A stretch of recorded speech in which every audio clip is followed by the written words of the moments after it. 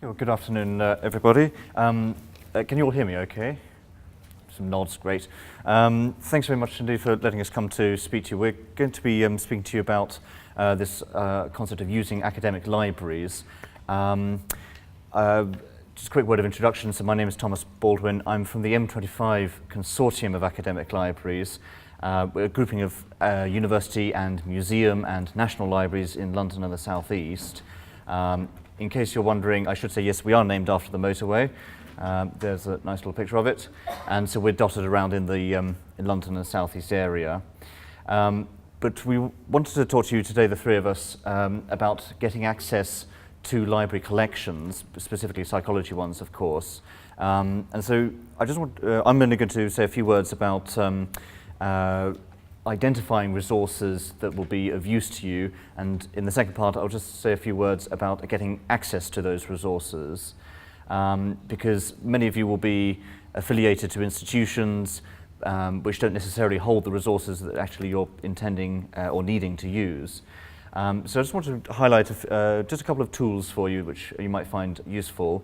First of which is Search25, a freely available website run by the M25 Consortium, and it searches the catalogues of those 55 member libraries that we've got in the M25 in one place, and I'll demonstrate it for you in a second. I also wanted to draw your attention to the service called COPAC, which similarly to Search25 searches the catalogues of academic libraries across the UK. They have about 100 or so library collections in there. So do take a note of those URLs. I'm sure the slides will be available later, so you can get these again later as well. Just to note about COPAC, it's undergoing some changes at the moment, and it will actually be replaced in about July or so this year. And we'll find a new service then called the National Bibliographic Knowledge Base. But for now, COPAC is still online, but middle of this year or so we might see some big changes around that. But I wanted to talk in a little bit more detail about Search25 for you, mainly because it's the service that I run, so I know a little bit more about it than about COPAC, and I hope it'll still be of interest. The homepage, the website shows you that useful map of all the libraries that your one search will be querying. And if you clicked on the Libraries tab at the top, you can see the list of the individual libraries that you'll be looking at as well.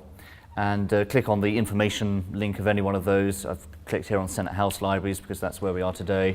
And you'll see that they've got 8 member libraries, and again the map shows you exactly where they are and gives you information about each of those individual libraries, its opening hours, ways to contact it, what its subject strengths are, in its catalogues, and a little bit of information about access and travel arrangements and the like. So this is really your handy tool for travelling in the South East area whilst conducting your research.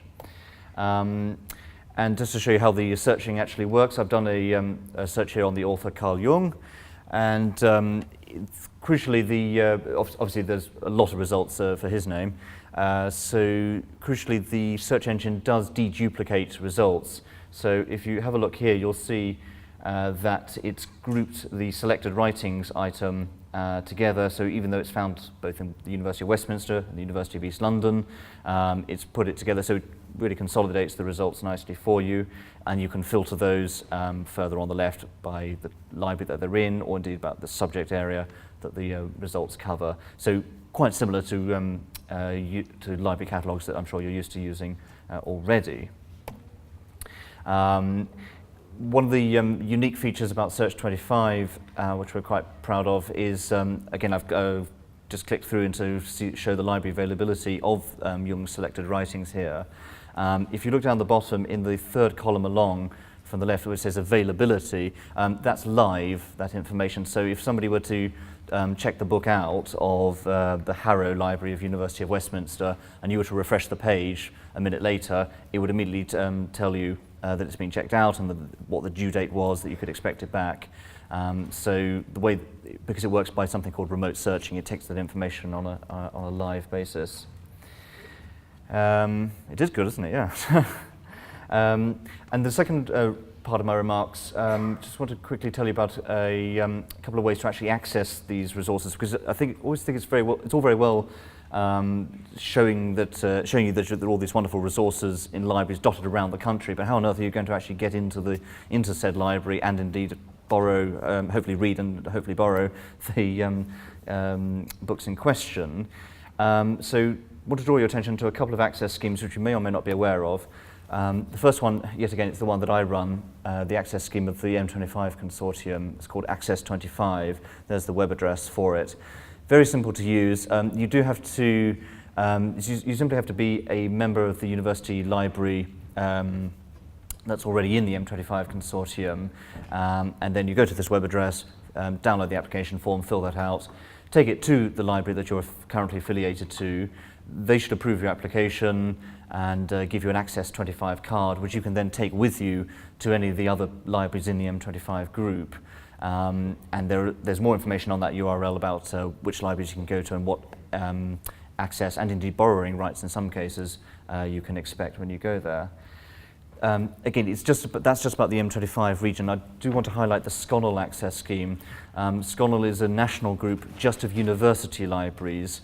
The M25 group has national and museum libraries as well, but SCONAL is a national group of university libraries, and their access scheme is comprehensive excuse me, across the HE sector. So highly recommend you checking out both those URLs there. And thirdly, if you can't, for whatever reason, if you use those schemes, maybe you're not eligible because you're not a student or staff at a university at the moment, a lot of libraries will have public access arrangements, so it's always worth asking. Going back to that page on Search 25 where it showed the contact details for individual libraries, it's always worth giving them a call or maybe checking their website. A lot of them will give access to members of the public, and possibly even borrowing rights depending on who you're affiliated with at the moment. So it's always worth, I would maintain it's always worth calling them and explaining your situation and asking is there a way that I can access your collection and to use this particular item. Those are the four main tools then that I've been talking about. These slides I understand will be available later, but those are the ones I'd like you to particularly remember. That's everything from me. I think, Mura, you're going to... Paul's going to talk to you about the British Library next. Okay, thank you very much for your patience. I work as a reference librarian in the British Library, and it's going to be a quick introduction to using the British Library for psychology. I don't know how many of you already use the British Library. Can you give your hands up? Quite about 10%, yes. Well, the point of being here is really as a sales pitch to encourage you to come along, even after 10 years or more of people feeling that it's difficult to get into the British Library. I have to be here to reassure you that it is not. It's extremely easy to get into the British Library. You do not need letters of recommendation from your professor or anybody else. All you need is to bring along a ID and a utility bill, and you're very welcome to come along, use the reading rooms, as long as you have a reasonably good idea of what your research remit is. So to remind you, it is a national library. It's become more and more open in the last 10, 15 years, and it's become more like a higher education hub in many ways. You do need to go through reader registration, but this really only takes maybe 10, 15 minutes at the most. You'll be issued with a card, and that gives you freedom to all the reading rooms. It is a dual site library, so although our headquarters is in St Pancras, London, and a lot of our material is high usage material is stored there, an awful lot of our material is at Boston Spa in Yorkshire, which you're probably aware of has the interlibrary loan facilities. You cannot borrow books from the British Library in London, but you can borrow our lending collection books through your college and public libraries. So if you find things on our catalogue, sometimes they are loanable if you know how to do it. So just ask us. There we go. So not long ago, we produced a corporate strategy called Living Knowledge, and one of the main aims is to encourage people to do their research in our reading rooms. So the reading rooms are essentially the focal points of where you access the collections. In terms of psychology, there isn't one single focus. There's a whole series of reading rooms which relate to psychology. So if you're interested in Jung and the history of psychotherapy and psychology and counselling, then you need to go to the humanities reading room. If you're interested in clinical psychology and neuroscience and the scientific side, then you come to us in the science reading rooms. And if it's the educational and social psychology, then you'll go to the social science reading rooms. I have to reiterate that what's in the reading rooms is a tiny fraction of what we hold. You will find reference books and you'll find help from reference staff, but essentially most of our material is in storage, so it has to be ordered. And that could either take 70 minutes from the basements in London, or it could take 2 days from Yorkshire. So prepare and plan in advance and find out where on the catalogue your material might be. I'm not going to bore you with the details of this, but this is the kind of databases that we have. So everything to do with psychology and related areas that sort of seep into sociology, science. So there's both the general databases available on site. There's a limited amount available remotely, but we're working on that. But there's an awful lot available on site. The general databases such as Scopus and Web of Science, but also the more specific subscription databases such as what used to be known as pilots to do with post-traumatic stress disorder, and psycholinguistics and behavioural sciences as well. From 2013, the law extended the British Library legal deposit obligations to electronic publications and media, and this has opened up a huge amount of e-books and electronic journal articles onto this catalogue. So once you're in the building, you can then access this. These are called ELD, Electronic Legal Deposit. So we have a mixture of electronic and print material available. So what are we offering? What free things are we offering? There's a specialist who know about their subject, so please ask us. There's one-to-one training sessions, so please come along to the reference desks and ask about those. There's Question Point, which is available through the website to ask questions of our reference teams. There's roving and the delivery counters and Wi-Fi and free photography and scanning within copyright regulations, of course. So I think people sometimes get somewhat overawed by the British Library, and I would just encourage you to come along, see it as a fun place to be. It has great cafes and coffee shops hidden in the corners. It's become a much more sort of relaxed place. It's not as fuddy-duddy or academic as you might think it is. If there are any questions, then please find us at the clinic table and the other hall. Thank you very much.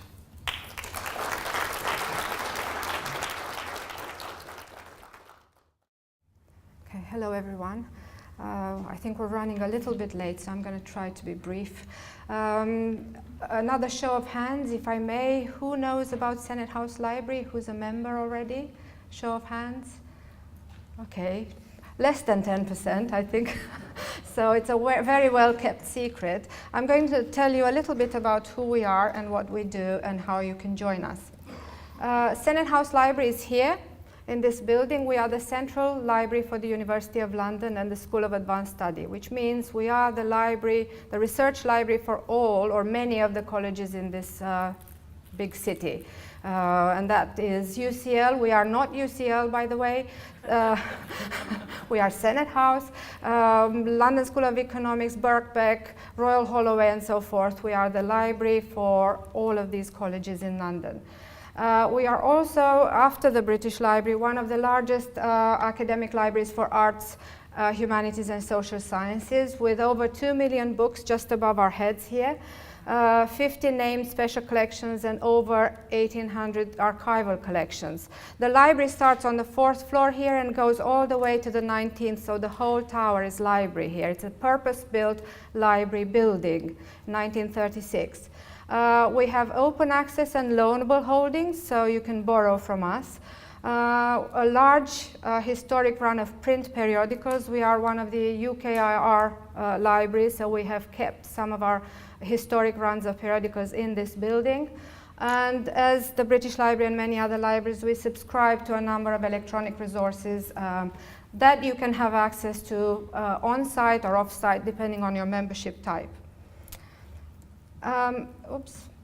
The Psychology Library at Senate House is actually a long-standing library which benefited tremendously from the relationship with the British Psychological Society. We were formed in 1947 through the donation of a large run of periodicals by the British Psychological Society. In fact, it was a permanent loan, not a donation, but it's been here ever since. And we have managed to build on that and create a large psychology library that contains the British Psychological Society holdings as well as the Senate House holdings that we have added since. It sits very well with all our other collections, so it creates a context for research in psychology and the related subjects. So it's an interdisciplinary library which is contextually useful for research in psychology and beyond. We are collecting in a variety of key areas, as you can see there. I'm not going to list them all. And the British Library continues to give us their journal subscriptions, extensive publications that the British Library produces, and the books and journals that are published by the Society itself. Oh, sorry, I keep going back. The main strengths of this library, we can boast of sort of having quite a lot of it loanable. About 60% of what is on open access is loanable in psychology. Over 22,000 titles, research monographs available for loan. We are the ultimate bibliography in the history of psychology. So if you are studying this subject, this is the place to do it in. We have primary and secondary resources, including early psychological texts in book or journal format, journal titles in ebook and print format, and of course psychological tests. And we've just added a subscription to the Psych Tests database, which as you know, is a very useful point of access for finding some of these difficult to find resources. Electronic resources, very much like the British Library. I'm not going to go through this. We have a whole range of them available to you to use on-site or off-site. Services, as you would expect, we are a research library, so we're a quiet library, very much geared towards research, and I've had the pleasure of taking a group up at lunchtime, and there will be another tour at 3:30, so you're welcome to join. You'll see our spaces. We love the library space. It's quite unique, being a National Heritage building. It's a very nice research space. It's quiet. It's something perhaps you can't find in other college libraries. But we also offer digitization facilities, room hire facilities, and of course, if you see that little cubicle there, it's called a research carrel. So if you want to hire it for a short time, you can have your own office space in central London.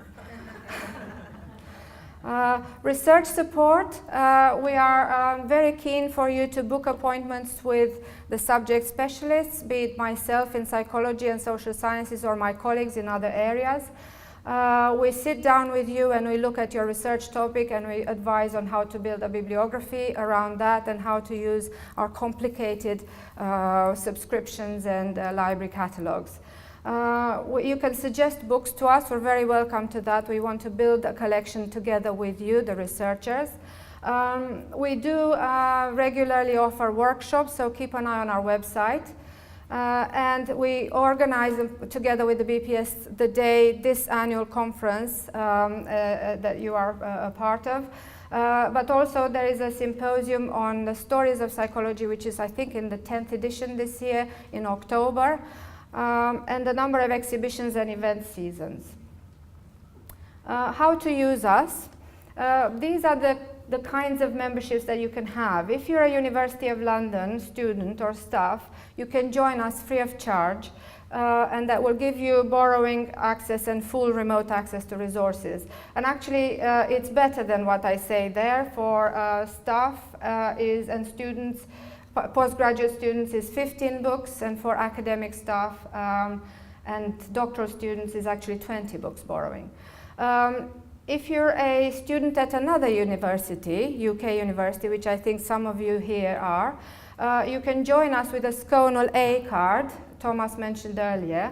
All you need to bring with you is a student ID and a few other things to prove your address and identity, and you can join us for free for reference and for borrowing for 4 books. If you're a BPS member, and I know some of you here might be, you can join the library if you're a graduate member or if you're a chartered member, free of charge for reference on site. If you're a doctoral student at the BPS studying for one of the BPS qualifications, you can also join us. In this instance, you would have also remote access to resources. We are open to everyone, of course, for a paid membership scheme. If you're anyone else outside of those categories, you can join us for a fee, as mentioned there. Last year we ran a very successful scheme in the summer, which gave you access for the entire summer for £30 reference access. I think we are going to run that again this year. So if you have a research project that you need to do over the summer, you can do that here.